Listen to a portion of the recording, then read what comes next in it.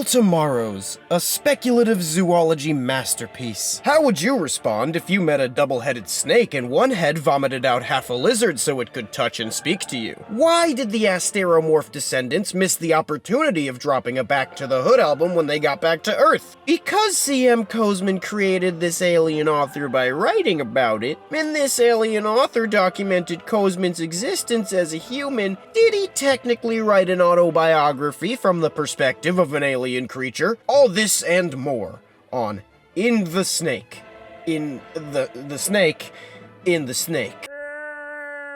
If you didn't watch my last two videos on All Tomorrows, you should definitely go watch them. They cover a good bit of the book, and if you aren't familiar with that story, you'll be super confused. Knowing that this is YouTube and most of you won't do that, here's a really quick summary of the last two vids. All Tomorrows is a book by C.M. Koseman about speculative evolution in which Earth terraformed Mars, and then Earth and the newly established Martians get into a war. They almost all die, but then they don't, and create the Star People to colonize the galaxy, who promptly get Cronenberged by the Q, which turns them into a myriad of strange and uncanny forms, which eventually evolve into a series of new human species with their own unique societal structure. One of these species, the Ruin Haunters, throw their brains into big metal marbles and begin to systematically eliminate all of the new humans, except one called the Bug Facers, which they used for horrific genetic experiments. They eventually went to war with one species of humans that lived in asteroids, the Asteromorphs. The Asteromorphs bodied the ever-living shit out of the Gravitals and turned them into a laborer class. They gave the subjects their own planets to live on, and made weird spider fetuses to protect them and make sure no one ever does a space Stalin again. Got it? Good. Enter the Amphicephalli, the first friendly alien species that humanity encounters. Large serpents with heads on both sides of their bodies. They open their snake mouths on either side, and a smaller lizard-like body would pop out and allow them to interact with their environment. Apparently, their evolutionary background was just as convoluted with genetic engineering and evolutionary radiation as our own. I mean, you would have to do some pretty extreme Darwinian history to get Russian nesting reptiles. One would have to wonder what situations would lead them to this point. Did the Q meet two different species and decide to cram one inside of the other? Or maybe the Amphicephalli would feed by shooting out its internal Geico gecko to grab its prey and sucking it back inside. Or maybe they think it's really weird that we don't vomit up half a torso of ourselves to talk to them, and we shouldn't be so judgmental. Now the obvious question, how does snake, lizard, cat, dog poop? A really good book tells you a lot, but leaves your imagination the ability to run wild as well. Sometimes in writing, the questions are more important than the answers. Anyways, the humans in the Amphicephalli met peacefully. After millions of years of being away from the big blue marble humanity once called home, they returned to the primordial ooze they came from. The relatives of what looked like the Asteromorphs came back to the old neighborhood, but it was completely devoid of any intelligent life. After 560 million years of being away, the former Earthlings toured around their empty nursery,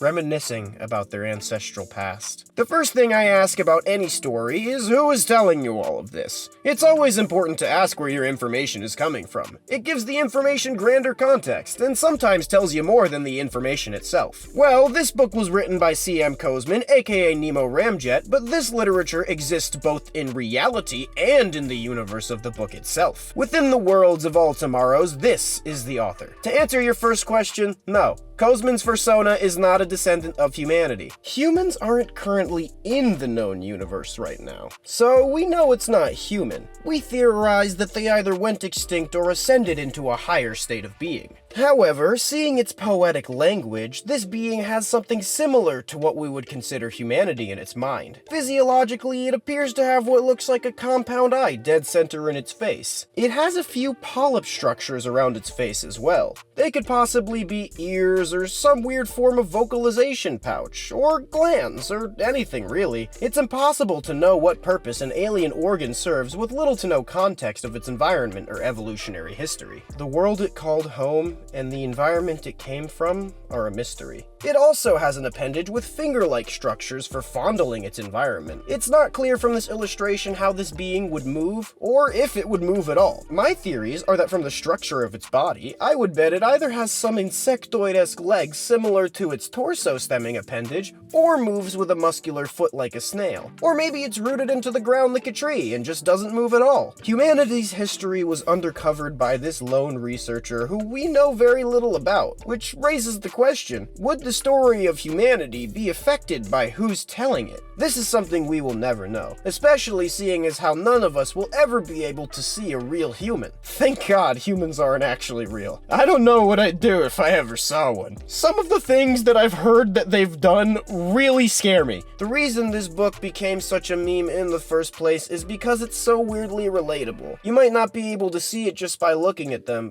but these aren't monsters.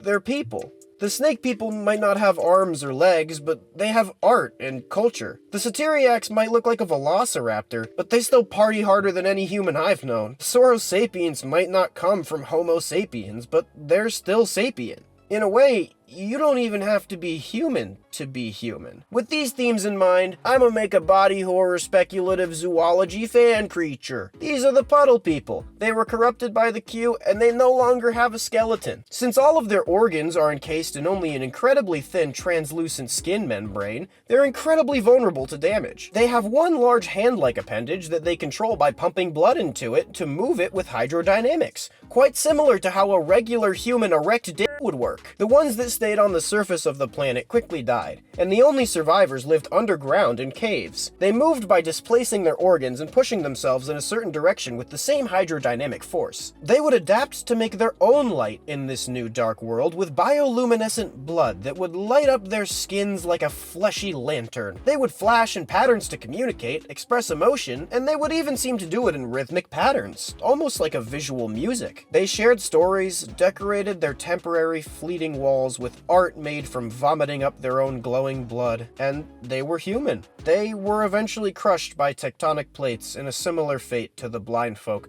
but I didn't copy them because it's not a mouse. This story was very explicit in expressing one thing to us. In the author's own abridged words, it is sickeningly easy for beings to get lost in false grand narratives, living out completely driven lives in pursuit of non-existent codes, ideals, climaxes, and golden ages. In blindly thinking their stories serve absolute ends, such creatures almost always end up harming themselves, if not those around them. The essence of being human was none of that. Instead, it lay in the radio conversations of the still human machines, in the daily lives of the bizarrely twisted bug-facers, in the endless love songs of the carefree hedonists, the rebellious demonstrations of the first true Martians, and in a way, the very life you lead at the moment.